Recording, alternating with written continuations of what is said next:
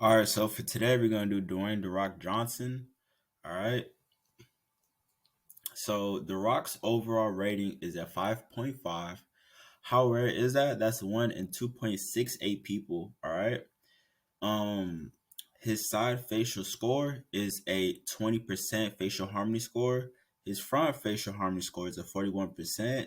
His facial harmony score or his total facial harmony score is a 33%.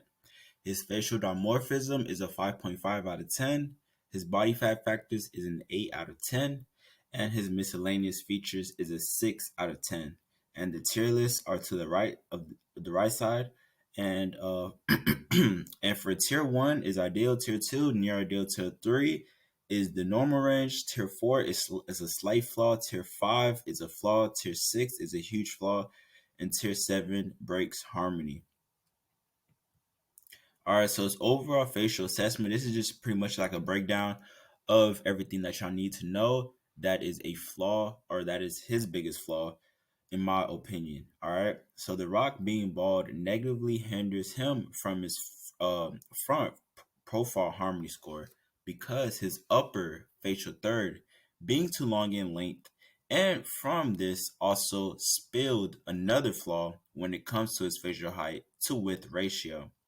The length of his head is too long for his zygomatic cheekbones due to him not having any hair. The two main flaws in his side view profile was that his angle of his nasal frontal angle was too obtuse, which means that it lacks a protrusive slash masculine brow region. The gonial angle was also too obtuse and lacked the angularity needed for a sharp jawline, due to the fact that his mandible was too steep and that his ramus was book-ended backwards. And these two things created a gonian angle that was too obtuse. All right, so I'm gonna explain to y'all what this means later on while I continue. But all right, so here is the rarity scores of these celebrities. So different celebrities' rarity scores, so I can have an idea. All right.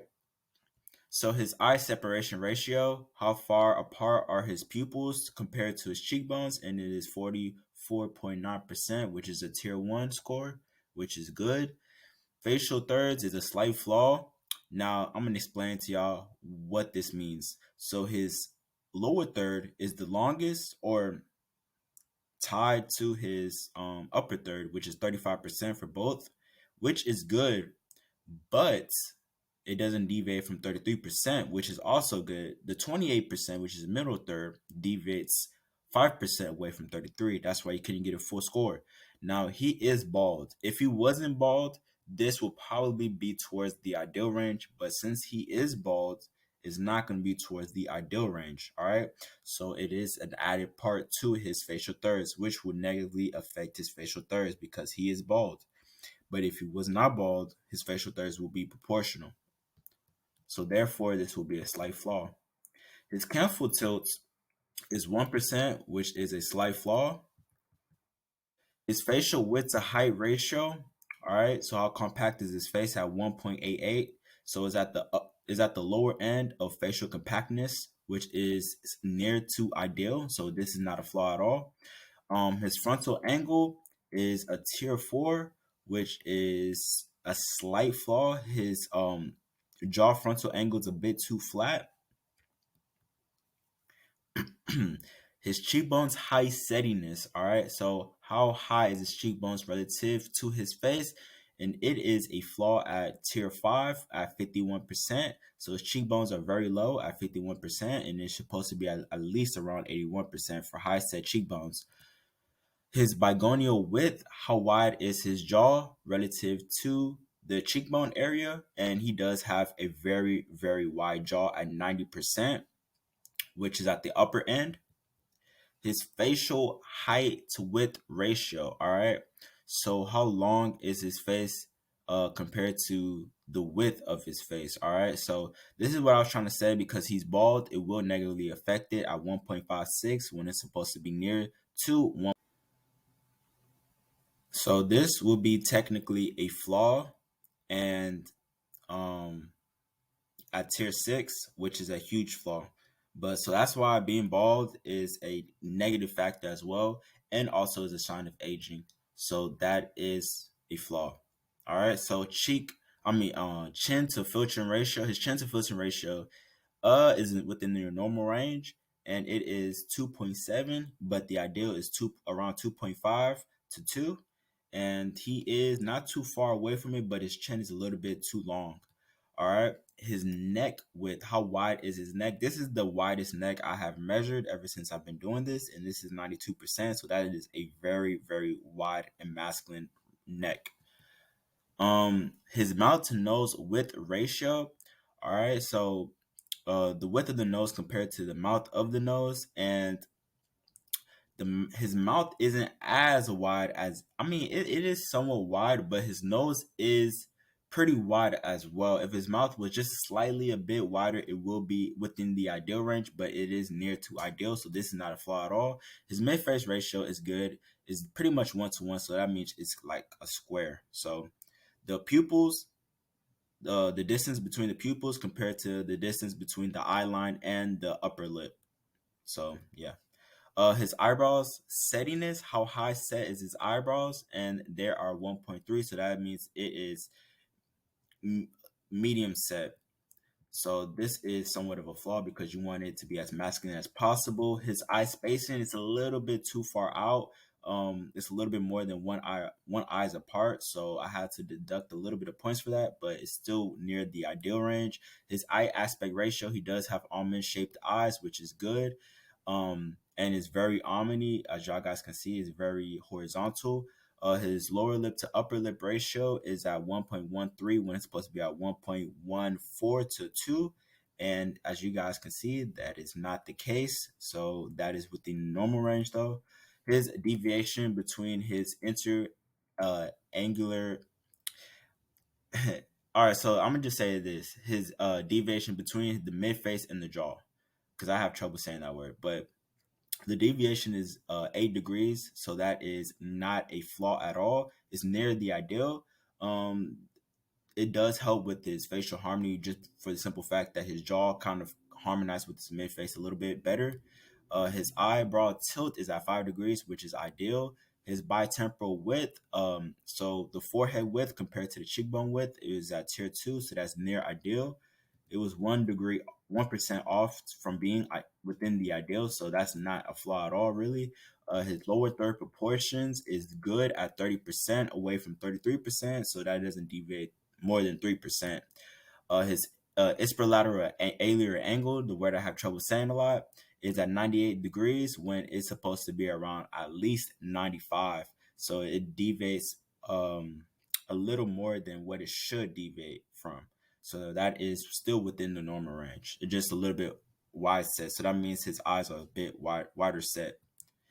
All right, so his gonial angle, this is his biggest flaw out of everything else, is at 140 degrees when it's supposed to be at least 123 degrees. So that is a huge, huge flaw. And you're going to see why one of the reasons why the gonial angle is this obtuse. All right, so this is his biggest flaw. This is a huge flaw. His nasofrontal angle is at 144, which is very feminizing, which means that he doesn't have a prominent brow ridge at all. And this is a flaw as well. All right, so the mandibular plane angle, this is the reason why is very steep, is at 28%, which is very, very steep for a mandible when the mandible is supposed to be between really 15 to 20 degrees, maybe around there, or 15 to 22 degrees. And his is 6 degrees more than that. So that's one of the reasons why it's very obtuse. His ramus to mandible ratio is still good. He does have a very long ramus at 67% compared to his mandible. So his ramus is really, really long compared to his mandible. So that is very masculine. His facial convexity from the glabella is at 168, so that means that his face is on the rounder side, but it's still within the ideal range, so that is good.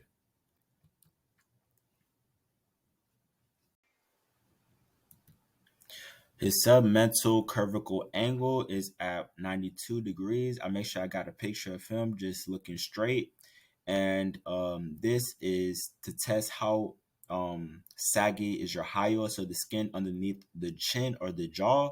And he does not have a high hyoid, which because he is low body fat and he has good posture as well. Nasal facial angle is at tier 4, and that is the inner angle between. It pretty much gets the relationship between the nasal bridge and the chin as well. And 24% is too low of an angle, and that it also can be because of his nasal frontal angle being too wide as well. So those two measurements kind of intertwine a little bit. His nasolabial angle, all right, so how downturned or upturned is his nose, and his nose is upturned but not too upturned, which is good at 101 degrees, and this is a tier 1 score, so that is a ideal range, so that's within the ideal range. His orbital vector, um so as you can see, the line that's going all the way down, that small little line that I put near his eye, there's no bony protrusion that goes past it, so that means his orbital vector is negative. So his eyes kind of protrude past the orbital rim. The total facial convexity is at 146, which is good because he has a lot of nasal protrusion. Even though he does have a rounder facial convexity, his nasal protrusion helped with his total facial convexity.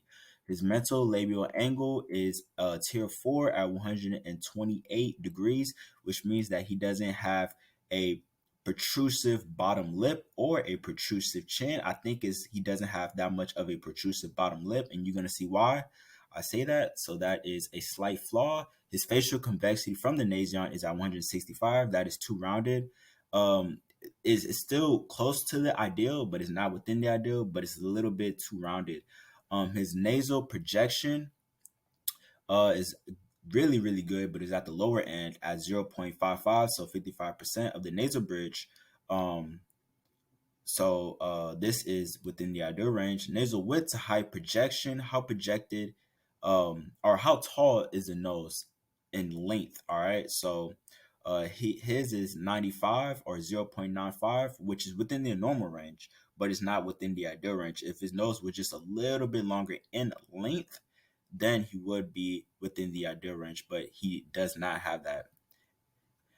Ricketts E-line, these are lips measurements, and his Ricketts E-line, the upper lip is supposed to be 4 millimeters behind, and the bottom lip is supposed to be 2 millimeters behind. And as you guys can see, the upper lip is close to the line than the bottom lip, so I put that at tier 3, so it's not even close.